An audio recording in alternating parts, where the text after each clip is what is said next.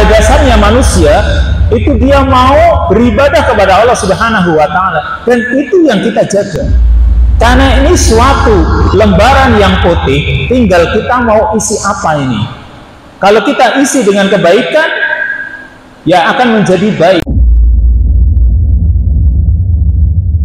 New MWI Channel, saluran dakwah dan tilawah untuk Anda.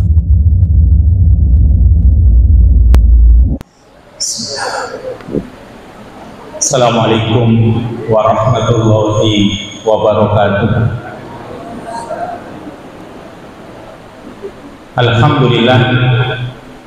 Alhamdulillahilladzi arsala rasulahu bil huda wa dinil haqq liyudhhirahu 'ala ad-dini kullihi wa kafa billahi shahidan.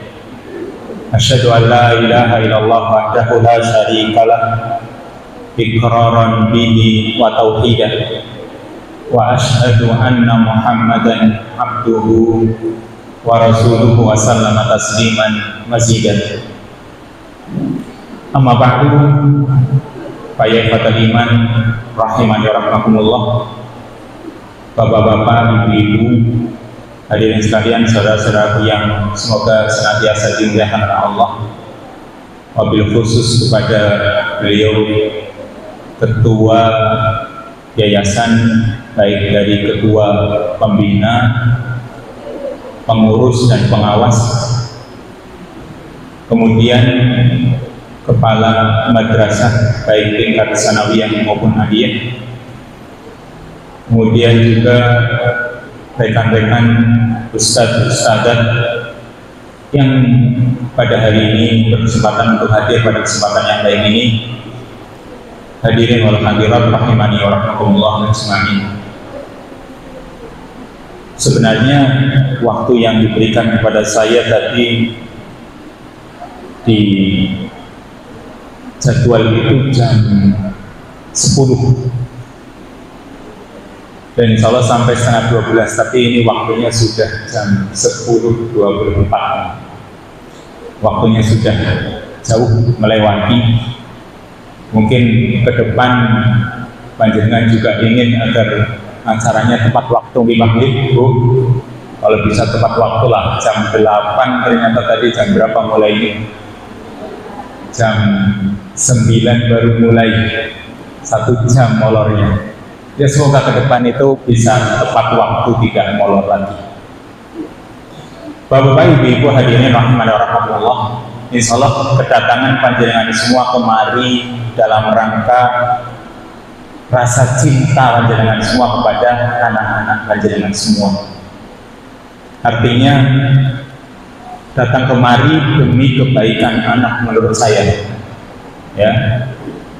Karena mungkin dengan kesibukan yang panjenengan jalani, mau meluangkan waktu pada kesempatan yang baik ini untuk hadir, kondisi panas, kemudian suara kurang nyaman, kemudian lagi macam-macam lah. Mungkin masih banyak kekurangan yang ada di madrasah ini. Tapi intinya bahwa yang namanya orang tua, biasanya orang Jawa mengatakan apapun yang dilakukan oleh orang tua itu demi kebaikan anak. Ya, yang kita lakukan semua juga begitu. Kenapa? Karena kita sadar kita itu hidup di dunia ini pasti butuh generasi penerus, dan kita semua sadar kita itu tidak ada yang bisa hidup terus selamanya. Semua pasti bakal mati dan butuh generasi penerus. Allah sendiri sudah menyatakan di dalam ayatnya, wa huwa alladzi khalaqakum wa huwa alladzi ja'alakum khala'ifa fil ardi, dan dialah yang menjadikan kalian itu khala'ifal ardi, manusia yang silih berganti di muka bumi ini. Artinya yakhluqu ba'dukum ba'dan, sebagian kalian itu akan menggantikan sebagian yang lain. Maka dari itu, kalau kita sekarang yang sudah tua itu kita sadari hidup kita itu tidak lama lagi, berarti akan digantikan oleh anak-anak kita. Sehingga anak kita itu sesuatu yang sangat kita harapkan. Masa depan mereka itu, ada yang bisa ganti ini enggak ya? Masa depan mereka itu sangat kita harapkan agar lebih baik dari kita tentunya. Semua orang itu menginginkan masa depan anaknya itu lebih baik dari dirinya. Sekalipun misalnya orang itu sudah dianggap sukses, bahkan dari segi dunianya, materi dia dapatkan, pangkat jabatan mungkin dia juga dapatkan, tapi semuanya juga ingin agar generasi berikutnya, ya, anak-anaknya itu nanti kalau bisa lebih baik dari dirinya. Itu semua manusia menginginkan agar anak-anaknya itu lebih baik. Maka dari itu pada kesempatan yang baik ini, kita ingin memandang anak-anak kita itu dari beberapa sudut pandang, bahwa anak-anak kita itu bisa kita anggap sebagai nikmat atau sebagai rizki. Kemudian yang kedua, anak-anak itu adalah sebagai amanah, sebagai titipan. Kemudian anak-anak itu juga yang ketiga sebagai ujian bagi kita. Lalu yang keempat, anak-anak itu sebagai musuh bagi kita. Serta yang kelima, anak-anak itu adalah investasi bagi kita. Sekarang kita ingin jelaskan satu persatu dari 5 perkara ini. Yang pertama, anak itu sebagai nikmat atau sebagai rizki. Jadi kita menyadari bahwa kalau kita itu punya anak, itu suatu kebanggaan. Karena itu nikmat dari Allah Subhanahu wa Ta'ala. Ketika orang menikah, ya, suami istri menikah, maka tentu yang diharapkan itu adalah punya keturunan. Sehingga ketika orang itu mendapatkan keturunan berupa anak, maka itu suatu nikmat, suatu rezeki yang Allah Subhanahu wa Ta'ala berikan. Karena tidak semua orang bisa mendapatkannya. Makanya Allah Ta'ala mengatakan al-malu wal banun zinatul hayatid dunya.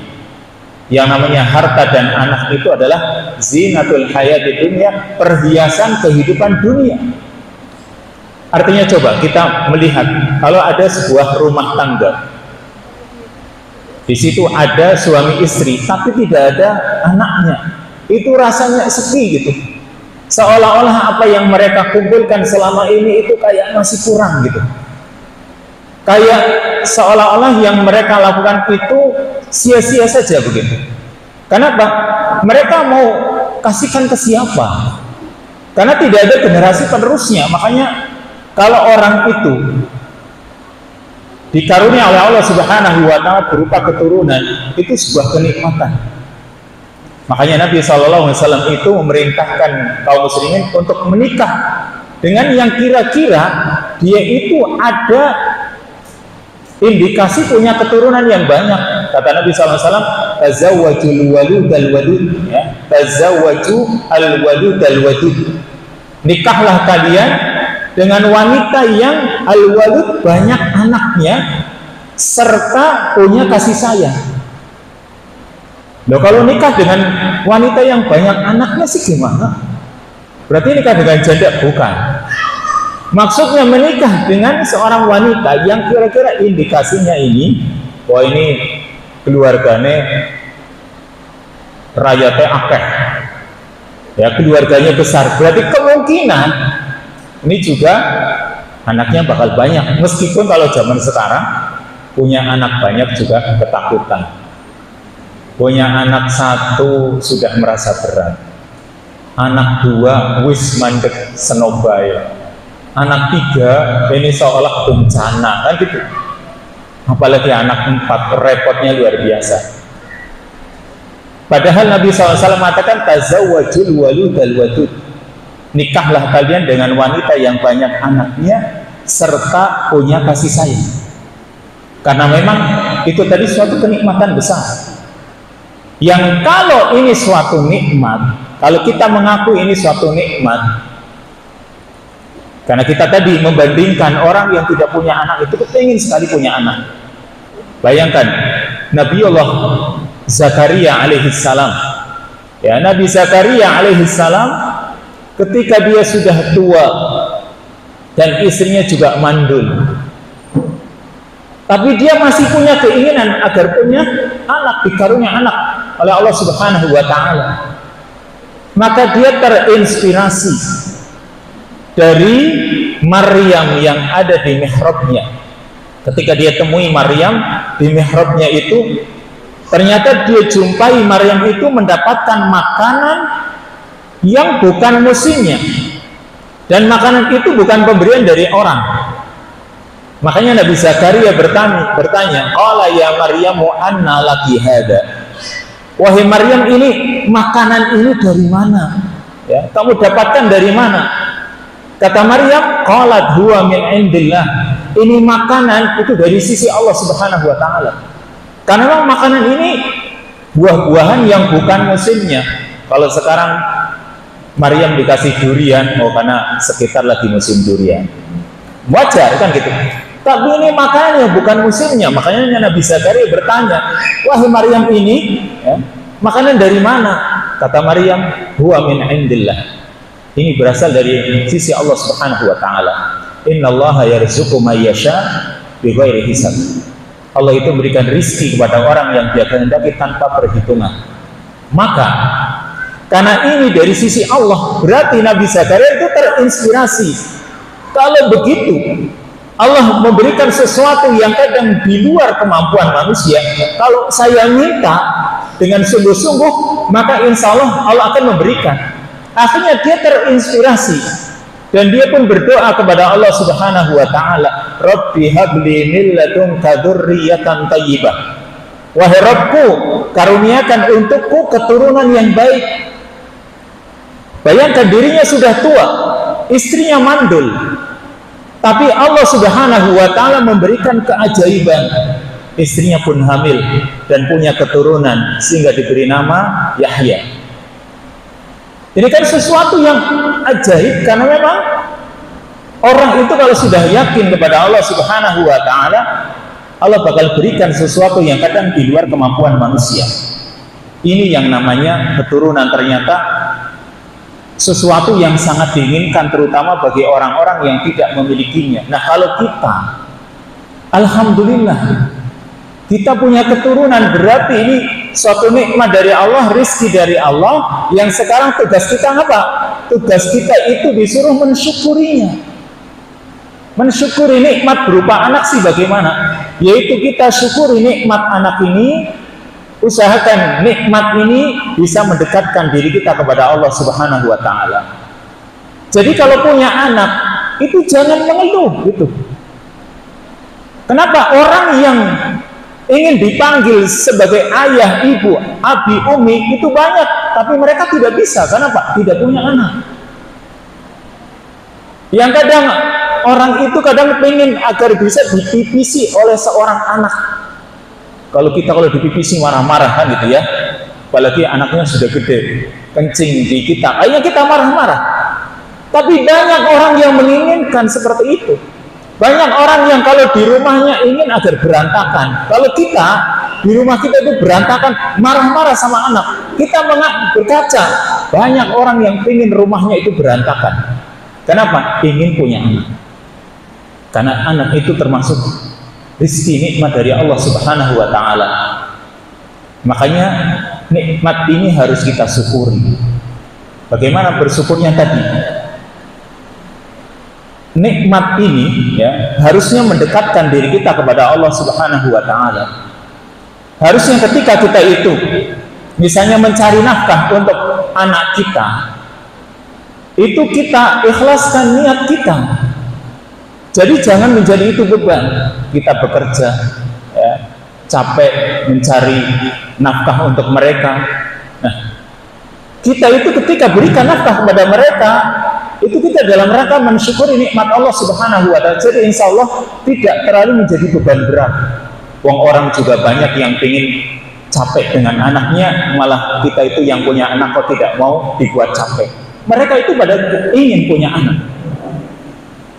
Kemudian juga yang namanya punya anak Itu nikmat pula yang membuat orang itu menjadi punya rasa sayang yang besar, baik kepada, kalau seorang suami kepada istri, dan juga kepada anak.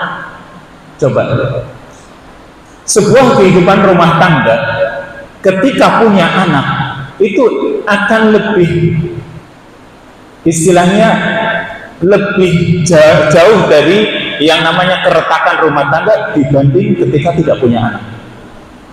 Karena mereka misalnya ya, yang namanya rumah tangga, meskipun kadang-kadang manusia juga tetap saja ketika sudah terjadi keretakan rumah tangga tidak bisa dibetulkan. Tapi mereka ketika dalam kehidupan rumah tangga itu punya anak, kemudian terjadi suatu permasalahan, mereka itu katakanlah punya ego masing-masing, ingin bercerai. Tapi ketika berpikir kita punya anak, anak ini kalau kita biarkan ya, dia terombang-ambing ketika melihat kedua orang tuanya terpisah, maka orang itu jadi tidak ingin keluarganya itu pecah.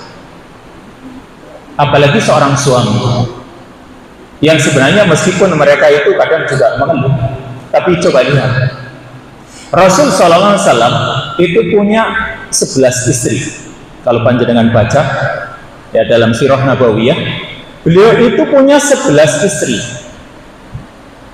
Yang dari 11 istri ini, yang punya anak itu cuma satu, yaitu Khadijah bintu Khuwailid radhiyallahu anha. Anaknya Rasul 6. Ya, anaknya Rasul yang dari Khadijah 6 ditambah 1. Beliau punya anak laki-laki 3, kemudian perempuannya 4. 2 laki-laki yaitu Al-Qasim dan Abdullah, kemudian 4 anak perempuannya itu dari Khadijah. Dan tinggal 1 yaitu Ibrahim, itu anaknya Nabi dengan budak beliau yaitu Maryah Al-Qibtiyah, pemberian dari Raja Mesir. Jadi dari 11 istri Nabi SAW itu yang punya anak cuma 1, dari Khadijah bintu Khuwailid.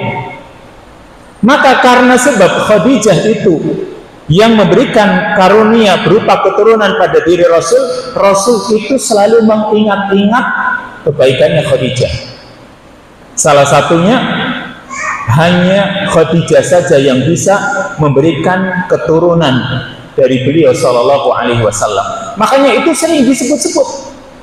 Karena itu suatu kenikmatan. Makanya tadi tugas kita itu mensyukuri nikmat ini. Dan insya Allah kalau kita bersyukur kepada Allah Subhanahu Wa Taala atas nikmat berupa anak ini, Allah Subhanahu Wa Taala akan tambah nikmat untuk kita. Karena Allah mengatakan, la in syakartum la azidannakum. Sungguh jika kalian bersyukur, akan aku tambah nikmat untuk kalian. Lah kalau sekarang punya anak ditambah rezeki anak lagi, Pak, bukan begitu. Kalau panjenengan nggak menginginkan tidak masalah. Tapi kata para ulama, ketika seorang itu mensyukuri nikmat berupa anaknya dan dia berusaha mensyukuri nikmat itu tadi bukan cuma sekedar alhamdulillah, tapi juga berusaha dengan keikhlasan ketika mencari nafkah itu demi kebaikan mereka dan tidak banyak mengeluh. Ya, tidak banyak mengeluh ketika anak kadang minta uang saku kayak uang jajan atau mungkin minta beli ini dan beli itu, ya. Dalam hati itu tidak merasa berat. Karena ini dalam rangka mensyukuri nikmat anak. Tapi Allah akan tambah, kata para ulama, Allah akan tambah kenikmatan, yaitu mungkin saja dengan anak itu Allah jadikan anak yang saleh. Karena itu sebagai bentuk tambahan nikmat yang Allah Subhanahu Wa Taala berikan kepada orang-orang yang mensyukuri nikmat berupa anak ini. Ini yang pertama. Anak itu merupakan nikmat atau rezeki dari Allah. Yang kedua, bahwa anak itu adalah amanah. Setelah kita menyadari itu rezeki, itu nikmat, tapi di sisi yang lain, sudut pandang yang lain, anak itu juga amanah. Amanah berarti titipan dari Allah Subhanahu Wa Taala yang Allah titipkan kepada kita. Yang memang manusia itu mendapatkan amanah dari Allah, tidak seperti makhluk yang lain. Allah sendiri mengatakan, inna aradna al-amanata 'ala samawati wal ard wal jibal fa abaina ay yahmilnaha wa hamalaha al-insan innahu kana zaluman jahula. Sesungguhnya kami tawarkan amanah ini kepada langit, bumi, dan gunung-gunung, tapi mereka tidak mau mengemban amanah ini. Nah, salah satu amanah yang Allah embankan kepada kita, anak. Apa yang namanya gunung punya anak? Enggak. Apa yang namanya langit, bumi punya anak? Enggak. Karena ini amanah kan? Yang namanya amanah itu cakupannya luas. Tapi salah satu amanah yang Allah amanahkan kepada kita berupa anak. Nyatanya kita semua ingin punya anak kan gitu. Sedangkan yang namanya lautan, bumi, gunung, itu mereka nggak ingin punya anak, tetap saja begitu. Sedangkan manusia menginginkannya, maka karena sebab amanah ini Allah amanahkan kepada kita, maka sekarang tugas kita disuruh untuk menjaga anak kita. Ini harus kita jaga, kenapa? Mereka amanah. Ya, amanah itu harus kita berikan kepada orang yang berhak menerima amanah tersebut. Coba kita ambil contoh ya. Kalau kita itu punya motor, itu motor kita titipkan ke orang, kita amanahkan ke orang untuk kita titipkan ya. Lalu kalau sama dia dirusak, tentu kita marah kan apa? Itu milik kita titipkan kepada orang tersebut. Ternyata orang itu tidak menjaga amanah kita marah. Nah sekarang Allah Subhanahu wa Ta'ala juga menitipkan anak itu kepada kita. Lalu kita disuruh menjaganya. Lah menjaga apanya? Salah satu yang harus kita jaga dari sisi anak kita adalah kita jaga fitrahnya dia sebagai orang yang mau menghambakan diri kepada Allah Subhanahu wa Ta'ala. Karena Nabi SAW bersabda, kullu mauludin yuladu 'alal fitrah fa abawahu yuhawwidanihi aw yunassiranihi aw yumajjisanihi. Setiap anak itu terlahir di atas fitrah. Apa maksudnya? Dia dalam keadaan suci, putih, bersih ya. Maksudnya dalam keadaan fitrah, yaitu fitrahnya manusia itu dia mau menghambakan diri kepada Allah. Pada dasarnya manusia itu dia mau beribadah kepada Allah Subhanahu wa Ta'ala, dan itu yang kita jaga. Ya, itu yang harusnya kita jaga sebagai kedua orang tua. Makanya Nabi melanjutkan, fa abawahu yuhawwidanihi. Maka kedua orang tuanya yang akan menjadikan anak itu Yahudi. Karena ini suatu lembaran yang putih, tinggal kita mau isi apa ini. Kalau kita isi dengan kebaikan, ya akan menjadi baik. Tapi kalau kita isi dengan kejelekan, maka itu juga akan menjadi jelek. Tinggal kita mengarahkan kan begitu. Jaga fitrahnya, karena pada dasarnya anak itu mau tunduk kepada Allah Subhanahu wa Ta'ala. Sekalipun yang namanya godaan itu juga banyak. Tapi yang jelas anak itu sebenarnya masih punya rasa dia ingin menundukkan diri kepada Allah Subhanahu wa Ta'ala, ingin beribadah kepadanya. Dan insya Allah karena yang namanya ini amanah, Allah Subhanahu wa Ta'ala pasti akan meminta pertanggungjawaban kita di sisinya. Ya, ini yang namanya amanah. Lanjut yang ketiga biar selesai. Semoga jam 11:30 sudah selesai. Yang ketiga yaitu bahwa anak itu sebagai ujian. Di samping amanah, kemudian sebelumnya adalah nikmat. Yang ketiga, anak itu juga sebagai ujian. Karena memang nikmat yang Allah berikan kepada kita, semua yang ada di dunia ini itu pasti ada kekurangannya. Tidak ada yang sempurna, kecuali cuma satu nikmat, nikmat agama. Allah sudah sempurnakan. Tapi nikmat-nikmat yang lain, nikmat yang ada di dunia ini pasti punya sisi kekurangan. Sehingga penyair mengatakan tentang dunia, tubi'at ala qadarin wa anta turiduha safwan minal aqdari wal aqdai. Dunia ini diciptakan oleh Allah dalam keadaan ala kadarin, yaitu penuh dengan kekeruhan. Ada yang keruh, atau bahasa kita mesti buta gitu, nggak jernih murni, itu nggak ada, pasti ada sisi kotorannya. Itulah dunia, karena memang supaya manusia itu tidak terpaku hanya hidup di dunia saja, tapi supaya manusia itu memandang jauh nikmat yang tidak ada kotorannya nanti di akhirat. Nah, karena nikmat ini penuh dengan kekurangan, wa anta turiduha sofwan, kadang manusia menginginkan maunya yang jernih, tidak ada kekurangan, tidak ada kotornya. Tapi itulah nikmat dunia, pasti ada kekurangannya. Nah, termasuk kekurangan-kekurangan yang ada pada anak-anak kita, mereka itu menjadi ujian bagi kita, namanya juga anak. Yang harus kita lakukan apa? Kita harus sabar, kita harus mengajak mereka kepada kebaikan, mengajarkan ilmu kepada mereka. Ibarat begini, kalau kita itu menginginkan anak kita itu jadi anak yang soleh gitu kan, ibaratnya kalau bisa bangun subuh itu nggak perlu dibangunkan gitu. Itu kira-kira bisa nggak ya? Pokoknya anak itu kalau subuh nggak perlu dibangunkan, dia bangun sendiri, pergi ke masjid, yang laki-laki berjamaah, atau mungkin yang perempuan ya subuh bangun, kemudian mau sholat sunnah dulu, kemudian dia sholat subuh. Kira-kira ya, itu kita tanyakan dulu kepada diri kita, kita seperti itu apa enggak? Kalau kita itu tidak seperti itu, menginginkan anak seperti itu, ya kita perlu sabar di sini. Ya, sabar diri kita juga sama. Allah perintahkan, wa'mur ahlaka bis-sholati wastabir 'alaiha. Perintahkan anakmu untuk sholat dan wastabir, bukan cuma kalimat wasbir, tapi wastabir. Kalau yang belajar nahwu sharaf di MBI itu akan mengetahui kalimat wasbir dengan wastabir ialah ada tambahan huruf ta aslinya wastabir, tapi karena habis huruf shad kemudian ta itu berat, makanya wastabir.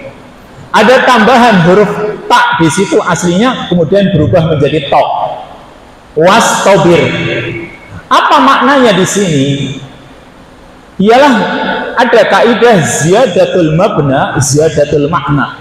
Ada tambahan huruf pada fiil tersebut atau kata tersebut, berarti ada tambahan maknanya.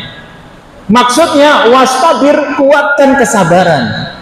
Jadi kalau kita itu sudah merasa kita sudah nyuruh anak kita bangunkan, baru sekali dibangunkan, kemudian habis itu saya sudah merasa membangunkan, oh itu belum.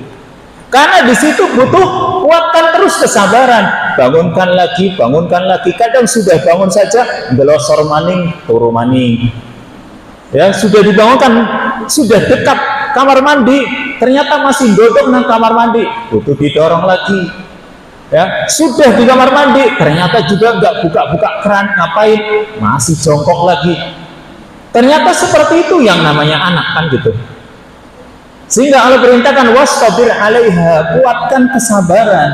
Kenapa? Itu ujian bagi kita. Apalagi kalau anak itu kadang berseberangan dengan kita. Maunya kita seperti ini, maunya anak seperti itu. Tapi kan kita bisa meluruskan tadi, anak itu sebenarnya mudah kok kita bisa arahkan. Tuh anakku pengen orang MBI bebuh jere pelajarannya akeh, wangel menih. Nah, aku orang belum tahu buka buku. Nah, ini yang laki-laki biasanya. Anak laki-laki tuh buka buku, jangankan buka buku. Ya, nata buku saja itu kadang-kadang kalau mau berangkat kan. Kalau mau berangkat baru nata buku itu pun kadang-kadang sembarangan, pokoknya berangkat saja lah. Ini anak zaman sekarang yang laki-laki, ini mudah-mudahan yang perempuan sih tidak seperti itu. Atau mungkin malah kadang-kadang pada baik, apalagi anak sekarang yang pegangannya HP gitu ya. Tapi kita itu sebagai orang tua itu jangan kalah, maksudnya kita menginginkan kebaikan. Kalau kita itu mengikuti anak yang anak itu tadi kadang-kadang ya sebagai ujian bagi kita, dia berseberangan dengan keinginan kita atau berseberangan dengan perintah Allah Subhanahu wa taala, ya kita butuh sabar. Ya, kita butuh sabar karena itulah ujian. Jangankan kita, para nabi saja mereka punya ujian-ujian yang berat. Nabi Nuh, bayangkan, anaknya kafir. Tapi ketika kafir, apakah Nabi Nuh itu dibiarkan oleh Nabi Nuh itu dibiarkan? Tidak. Dia sudah berusaha semaksimal mungkin, bayangkan. Ketika diajak dia ternyata susah. Ini keadaannya air itu sudah dari bawah mengalir atau memancar, dari atas turun hujan, kan begitu. Dan Nabi Nuh berada di atas kapalnya. Ternyata anaknya tidak mau naik. Maka Nabi Nuh mengatakan, ya bunayya yarkam ma'ana. Wahai anakku, ayolah naik. Ini naik, kita itu akan selamat. Kalau tidak, kita tidak akan selamat. Apa kata anak tersebut? Dia mengatakan, ya, sa'awi ila jabali ya'simuni minal ma'. Wahai ayahku, aku akan naik ke gunung yang nanti akan bisa menyelamatkanku dari air ini yang sudah begitu luar biasa, begitu banyaknya, kan gitu. Kata Nabi Nuh, la asimal yaum. Ya, tidak ada yang bisa melindungi hari ini kecuali Allah Subhanahu wa taala. Jadi Nabi Ibrahim terus berintih mengiba, menginginkan anak itu ikut. Tapi dia usaha, bukan berarti orang gelem melu sanalah. Orang gelem melu ya karepmu dewek. Tidak begitu. Maka anak kita juga harus berusaha, kita itu kadang ya butuh mulur. Tapi dheweke nang MBI njaluk toko motor, aku rendeng motor kepriye. Itu tantangan sendiri, kan begitu namanya juga anak. Kan saya mau diadiah, tapi syaratnya macam-macam, membuat syarat itu. Yang perempuan juga sama, ada anak yang tahun kemarin itu daftar, orang tuanya itu agak sedikit capek gitu. Capeknya anaknya minta motor, perempuan. Karena kalau mau sekolah di tempat lain nggak apa-apa. Tapi kalau di MBI, kalau dibeliin motor mau. Akhirnya orang tuanya ya dengan peras keringat banting tulang, akhirnya dia mau. Tapi juga ada juga anak yang agak berat lagi gitu. Pokoknya itulah ujian. Berusaha. Karena yang namanya anak itu tidak semua seperti yang kita inginkan. Ya, semualah, jangankan anak-anak kita, anaknya para nabi juga begitu. Anak-anaknya Nabi Yakub, saudara-saudara Nabi Yusuf juga sama. Ya, mereka juga banyak yang tidak terima dengan apa yang sudah ditetapkan oleh ayahnya. Tetapi kita lihat endingnya nih, mereka anak-anaknya Nabi Yakub ini, yang mereka iri dengki kepada Nabi Yusuf. Tapi pada akhirnya endingnya mereka itu minta maaf kepada orang tuanya, minta agar didoakan kebaikan. Setelah mereka dewasa, setelah mereka sudah pada tua-tua, mereka itu meminta ampun kepada ayahnya. Seperti itu biasanya. Kan jenengan coba, aku zaman gemien ketika sama orang tua saya jan, mungkin badung betul kan gitu ya. Tapi ternyata setelah dewasa, oh baru menyesal. Berarti ada penyesalan. Sebenarnya anak-anak juga seperti itu. Makanya kita itu jangan terlalu melepas begitu saja. Kita harus terus tetap punya usaha. Ya, jaga anak kita itu supaya tidak kebablasan ketika keluar dari jalurnya. Ini yang ketiga. Yang keempat, yaitu bahwa yang namanya anak itu adalah musuh. Kok anak jadi musuh? Iya. Karena Allah Subhanahu wa taala sudah menyatakannya di dalam ayatnya. Tapi perhatikan dulu. Anak itu menjadi musuh bagi kita itu sebenarnya bukan karena unsur kesengajaan. Allah sengaja jadikan anak itu menjadi musuh bagi orang tuanya. Tentunya tidak. Mereka itu kadang menjadi musuh bagi orang tuanya itu karena godaan-godaan syaitan, atau karena hawa nafsunya, atau mungkin karena pengaruh yang kuat dari teman-temannya. Nah, itu yang juga harus kita perhatikan. Mereka itu menjadi musuh Kenapa? Karena bisa menyeret orang tuanya kepada perkara yang dimurkai oleh Allah Subhanahu wa taala. Itu yang dimaksud musuh. Membuat orang tua itu terbawa kepada sesuatu yang dimurkai oleh Allah Subhanahu wa taala. Allah mengatakan dalam surat At-Taghabun, "Ya ayyuhalladzina amanu inna min azwajikum wa auladikum aduwwan lakum fahdharuhum." Hai orang-orang yang beriman, sesungguhnya di antara anak-anak kalian, di antara istri-istri kalian dan juga anak-anak kalian itu aduwwan lakum, ada yang menjadi musuh bagi kalian. Fahdharuhum, kata Allah, maka waspadalah kalian, berhati-hatilah kalian. Jadi anak bisa menjadi musuh, istri juga bisa menjadi musuh. Maksudnya tadi menjadi musuh ialah membawa orang tuanya ini kepada perkara yang dimurkai oleh Allah Subhanahu wa taala.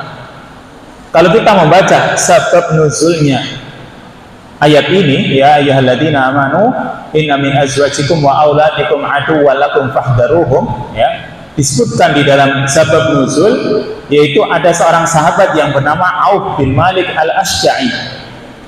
Dia ini punya keluarga. Dia punya keluarga. Ketika dia hendak berjihad, ini anak-anaknya gandoli semua. Tidak ada yang mau kalau ayahnya pergi berjihad, bayangkan. Ayahnya semangat untuk berjihad, apalagi ini jihadnya sifatnya wajib. Tapi anak istrinya itu tidak ada yang terima. Nggak mau ayahnya itu pergi berjihad, padahal Rasul SAW sudah mengumumkan supaya pergi berjihad. Berarti di sini kan terjadi dilema di sini, mengikuti perintah Rasul atau perintah Allah dan Rasulnya, atau mengikuti keinginan anak dan istrinya. Maka akhirnya dia pun tidak ikut berjihad dan membuat hatinya luntur. Ini akhirnya turun ayat ini, ya ayyuhalladzina amanu inna min azwajikum wa auladikum aduwwan lakum fahdharuhum. Atau ada riwayat yang lain, yaitu riwayat salah seorang sahabat yang ketika dia itu hendak masuk Islam. Ini riwayatnya seorang sahabat sebelum dia masuk Islam. Ketika dia hendak masuk Islam, anak-anaknya menghalanginya, dihalangi orang tuanya agar jangan sampai masuk Islam. Akhirnya orang ini menunda-nunda, nanti dulu, sebelum akhirnya alhamdulillah dia masuk Islam di akhir-akhir hayatnya. Maka setelah keadaan dirinya, sebenarnya dia punya keinginan untuk masuk Islam itu jauh sebelumnya, ya. Ketika dia masih sehat, masih waras gitu, bisa banyak beraktivitas, tapi karena dihalang-halangi oleh anak-anaknya, maka dia pun menunda untuk masuk Islam. Akhirnya dia menyesal.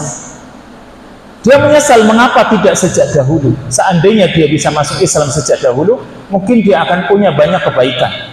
Meskipun ya dalam hal ini alhamdulillah dia bisa mengucapkan 2 kalimat syahadat dan bisa masuk Islam. Makanya Allah Subhanahu wa taala mengatakan, ya ayyuhalladzina amanu la tulhikum amwalukum wala auladukum an dzikrillah. Hai orang-orang yang beriman, janganlah harta-harta kalian dan juga anak-anak kalian melalaikan kalian dari berzikir kepada Allah Subhanahu wa taala. Intinya jangan sampai mereka itu menghalang kita dari ketaatan-ketaatan kepada Allah Subhanahu wa taala. Lalu yang terakhir, yang kelima. Yang kelima, bahwa anak itu investasi, terutama investasi akhirat. Ya semoga di dunia juga bisa menjadi investasi, tapi investasi yang paling kita harapkan investasi akhirat. Tapi sebelumnya saya ingin bercerita terlebih dahulu. Ada seorang ulama yang bernama Abdurrahman Al-Khaffar. Ini seorang ulama dari Dimashq atau Damaskus, Suriah sana. Abdurrahman Al-Khaffar, dia bercerita keadaan sebelumnya bahwa dirinya itu aslinya adalah tukang gali kuburan, kayak juru kunci lah. Dia tukang gali kuburan di salah satu kuburan di Damaskus. ketika dia biasa beraktivitas menggali kuburan gitu ya. Nah, suatu ketika sepi job. Lalu tiba-tiba datang seorang wanita, seorang ibu-ibu, meminta kepada Abdurrahman ini untuk menggalikan kuburan untuk jenazah atau si mayit gitu. Maka karena sebab dia adalah pekerjaannya memang itu, maka dia bersedia dan dia menggali kuburan. Setelah digali kuburan selesai, tidak beberapa lama kemudian datanglah jenazah. Yang kebetulan jenazah itu tidak banyak yang mengiringinya, hanya beberapa orang lah ya, yang mengiringi jenazah tersebut.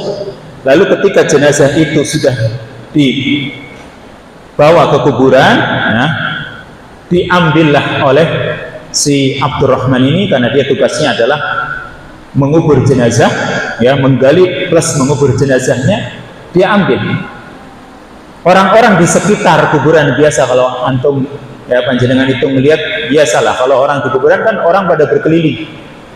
Mereka melihat jenazah ketika dimasukkan ke liang lahat tersebut. Ketika dia menerima jenazah tersebut, ya, dia masukkan ke liang lahatnya, dia tempatkan. Kan liang lahat itu ada satu bagian yang cukup untuk ditempatkan tubuh, ya, untuk miring, kan begitu kalau di kita. Namanya lahat, bukan syak, tapi ini lahat. Kadang dikasih bantalan, bantalannya yang biasanya tanah yang dibuat belondok-belondok ini, atau mungkin bata atau yang lain, kasih bantalan. Dia juga butuh bantal, karena apa? Miring. Nah, ketika sedang meletakkan jenazah ini ke liang lahat, maka tiba-tiba dia merasa sekitarnya ini berubah menjadi taman yang indah, seperti taman surga. Pokoknya dia melihat sesuatu yang indah, dan yang melihat cuma dirinya. Yang di atas ini tidak ada yang melihat. Yang melihat cuma dirinya saja.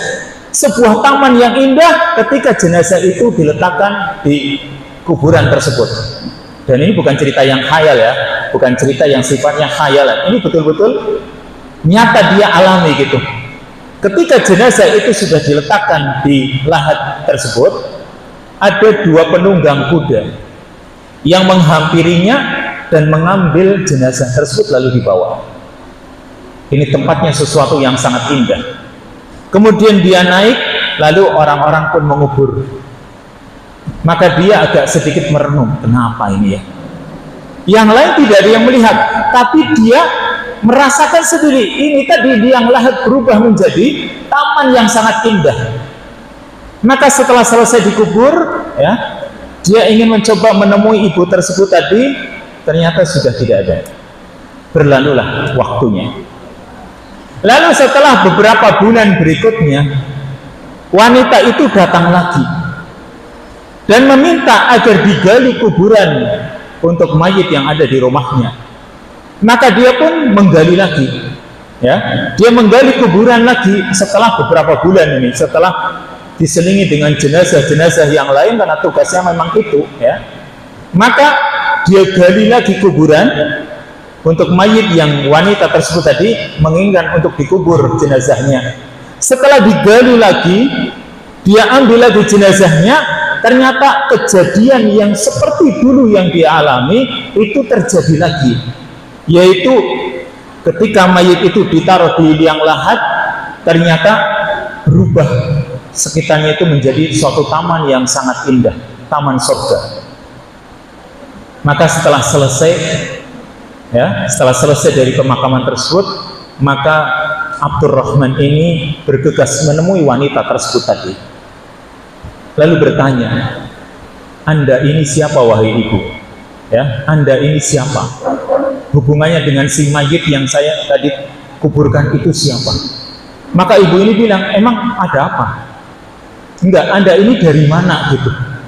Saya ini ibunya anak tersebut. Lah kalau yang dulu itu juga anak saya. Jadi kedua-duanya itu anak ibu ini. Emang kenapa kata ibu ini? Apa yang terjadi? Kejadian ini, ya, anak ini yang kedua ini dengan anak yang pertama itu sama, yaitu sama-sama mengalami keajaiban, seperti mereka berada di taman yang indah, yaitu taman surga. Ya, maka ibu ini menerangkan, ini keduanya adalah anakku. Anak yang pertama dulu yang meninggal dunia, dia itu thalibu ilmin, dia itu penuntut ilmu, dia biasa mencari ilmu agama. Sedangkan anak yang kedua, dia seorang najjar, seorang tukang kayu, dan dia cari nafkah untuk adiknya tersebut. Jadi yang pertama meninggal dunia itu adiknya. Ini kakaknya ini, dia najjar, seorang tukang kayu, dan dia cari nafkah dalam rangka menafkahi adiknya tersebut supaya bisa menuntut ilmu agama. Dan ternyata keduanya seperti itu. Maka dia berpikir, orang yang menuntut ilmu agama ternyata luar biasa diperlakukan seperti itu oleh Allah Subhanahu wa Ta'ala. Maka Abdurrahman ini tertantang. Selama ini dia umurnya sudah 40-an tahun lebih. Selama ini ya, aku hidup seperti ini biasa-biasa saja. Apakah aku akan seperti dia, ya, dua orang ini yang ternyata mengapa mereka itu diperlakukan seperti itu oleh Allah Subhanahu wa Ta'ala? Karena sebab thalibul ilmi, menuntut ilmu agama. Maka akhirnya dia sadar dan dia menuju ke salah satu masjid jami' yang ada di Damaskus, namanya Jami' At-Taubah. Maka dia menceritakan, dia bertemu dengan alim ulama yang ada di masjid tersebut. Lalu dia ingin meminta kepada guru yang ada di masjid tersebut agar mengajarinya ilmu. Maka guru ini heran, kamu ini siapa? Aku ini seorang tukang gali kubur, namaku Abdurrahman. Kamu umurnya berapa? Aku sudah 40, hampir 50-an tahun. Loh, selama ini kamu gak pernah belajar kemana? Lalu dia ceritakan masa lalunya begitu. Dan sekarang dia ingin bertaubat. Tolong ajarkan aku ilmu agar aku bisa seperti salah satu dari dua orang ini tadi. Yang satu karena sebagai penuntut ilmu, yang satu karena orang ini berusaha untuk mencukupi nafkah bagi penuntut ilmu tersebut. Maka akhirnya dia pun belajar. Belajar dari bawah lagi, belajar dari bahasa Arab. Nahwu sorotnya dia kuasai terus. Akhirnya alhamdulillah dia pun menjadi seorang ulama. Bayangkan umur 40 tahun. Sekarang kalau jenengan 40 tahun suruh belajar, wis pikirannya mending utang atau yang lain. Mending hitung nota daripada ngapalan Quran kan ya. Nek nota apal kabeh, ki nota gie apa apal gie, sing gie apal regane kan gitu. Ini kan Al-Qur'an biasa ayat blenger wis, ayat blereng kan wis kaya nu kacamatanya jadi diganti. Itulah manusia. Tapi setidaknya seandainya kita itu tidak seperti Abdurrahman Al-Khaffar yang akhirnya dia menjadi seorang alim, ya, seorang ulama yang besar, bahkan dari keturunannya itu banyak ulama-ulama terkenal, ya, yaitu Abdurrahman Al-Khaffar dan cucunya juga menjadi ulama besar dari ulama Damaskus atau Damaskus. Setidaknya kalau kita itu tidak seperti si Abdurrahman Al-Khaffar ini, ya, maka minimal kita itu berusaha menjadi seorang yang bisa mencukupi kebutuhan para penuntut ilmu. Jangan kita itu terlalu eman-eman kalau memang itu untuk kebaikan anak-anak kita, karena tadi ini investasi akhirat. Satu hadis Nabi SAW, beliau bersabda, "Idza mata ibnu Adama in qata'a amaluhu illa min salasin." Jika anak Adam itu meninggal dunia atau manusia meninggal dunia, terputus amalannya kecuali 3 perkara. Kita ketahui ini. Salah satu dari 3 perkara ini adalah awaladin salihin yad'ulah, anak saleh yang mendoakannya. Perhatikan di sini, Nabi SAW mengatakan waladin salihin yad'ulah. Pertama anak. Karena kalau bukan anak, apakah doa orang lain bisa bermanfaat? Bermanfaat. Tapi beda dengan anak yang selalu ingat sama orang tuanya anak. Kalau kita nyolati jenazah, kita punya tetangga, kayak kita punya teman, atau mungkin orang lain yang tidak kita kenal, kita solati jenazah itu. Bermanfaat enggak? Bermanfaat. tapi kan cuma saat itu saja kita mendoakannya saat sholat jenazah. Hari berikutnya udah nggak ingat orang itu. Siapa yang masih ingat jenazah itu? Anaknya. Maka yang namanya anak beda dengan orang lain. Makanya pertama itu anak. Yang kedua punya sifat saleh. Kalau anaknya itu tidak saleh, jangankan mendoakan orang tuanya, mendoakan dirinya saja nggak bisa. Kenapa? Dia sendiri nggak ingat untuk dirinya, apalagi mendoakan untuk orang tuanya. Makanya di sini kita itu punya kesempatan untuk investasi akhirat. Salah satunya anak kita. Jadikan anak kita itu sebagai investasi untuk kita, yaitu menjadi amalan yang tidak putus-putus untuk diri kita, terutama doa-doa anak kita yang nanti akan menjadi kebaikan untuk kita. Tapi syaratnya anak itu menjadi anak yang soleh. Bagaimana soleh? Tentunya kita berusaha agar mereka itu kita berikan pendidikan. Kalau kita tidak bisa sendiri, ya kita arahkan anak itu ke pendidikan yang bersifat agama. Karena itulah usaha kita, kan begitu. Nah, jangan insya Allah semuanya sibuklah dengan urusan masing-masing, yang dagang dengan perdagangannya, yang bercocok tanam dengan cocok tanamnya, yang dengan macam-macam lah aktivitas panjenengan semua. Insya Allah yang penting tadi investasi akhirat kita itu jangan sampai putus. Dengan kita punya anak, insya Allah mereka semoga menjadi investasi bagi kita, yang ini insya Allah akan menjadikan kebanggaan kita nanti di yaumil qiyamah. Ada seorang penghuni surga yang tiba-tiba dia dinaikkan ke tingkatan surga yang tinggi, maka dia pun bertanya, ya Rabbi anna li hada, wahai Tuhanku, ini aku dapat seperti ini dari mana? Maka Allah mengatakan, hada bistighfari waladika laka, ini karena sebab anakmu yang memohonkan ampunan untukmu, anakmu yang beristighfar untukmu. Atau di dalam riwayat yang lain, ini orang diperlihatkan pahalanya segede gunung, maka dia pun bertanya kepada Allah, ini pahala yang sebesar ini kok aku dapatkan dari mana?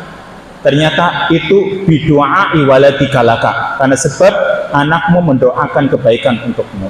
Dan masih banyak hadis-hadis yang lain, tapi insya Allah karena waktunya sudah lebih dari 11:30, maka saya cukupkan sampai di sini. Barangkali ini saja yang bisa saya sampaikan. Yang jelas kita di madrasah ini cuma berusaha, kan begitu. Kita berusaha agar mereka, anak-anak kita itu bisa berkelanjutan dalam pendidikan agamanya. Kemudian juga yang penting juga doa-doa kita semua. Orang tua mendoakan, guru juga mendoakan anaknya, yang semoga mereka itu menjadi waladun salih seperti yang kita inginkan. Rabbana hablana min azwajina wa dzurriyyatina qurrata a'yun. Mereka menjadi penyejuk pandangan untuk kita semua. Wassallallahu wasallam ala nabiyina Muhammad wa ala alihi wa sahbihi ajma'in. Subhanakallahumma wa bihamdika asyhadu an la ilaha illa anta astaghfiruka wa atubu ilaik. Wassalamualaikum warahmatullahi wabarakatuh.